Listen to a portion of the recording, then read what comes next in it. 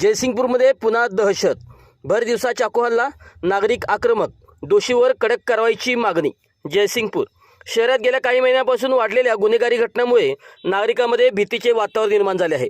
याच पार्श्वभूमीवर दिनांक 6 डिसेंबर रोजी दुपारी गल्ली नंबर 11 या ठिकाणी पुंडलिक गाडीवडर याने शाहरुख मुजावर व आकाश नल्लवडे यांच्यावर चाकूने जीवघेणा हल्ला केल्याची गंभीर घटना घडली आहे. ही घटना भरदिवसा झाल्यामुळे कायदा सुव्यवस्थेवर प्रश्नचिन्ह उपस्थित झाले आहे. हल्ल्यानंतर गंभीर जखमी अवस्थेत असलेले आकाश नल्लवडे पोलीस स्टेशनकडे धावत गेले.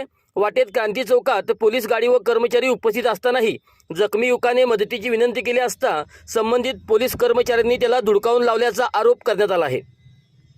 जखमी अवस्थेत स्वतःच पोलीस स्टेशनमध्ये पोहोचल्यानंतरही मेडिकलसाठी हॉस्पिटलमध्ये देण्यासाठी गाडी देण्यास नकार दिला गेला, असाही गंभीर आरोप निवेदनाद्वारे करण्यात आला आहे. या पोलिसांच्या निष्काळजीपणामुळे जखमी युवकाचा जीव धोक्यात येण्याची शक्यता निर्माण झाली होती.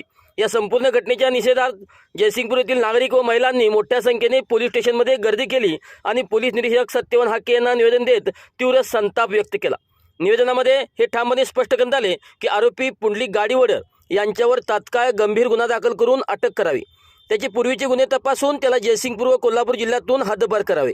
कर्तव्यात कसूर करणाऱ्या पोलीस कर्मचाऱ्यावर कडक विभागीय कारवाई करावी, अन्यथा नागरिकांकडून तीव्र आंदोलन छेडण्यात येईल, असा इशारा देखील यावेळी देण्यात आला.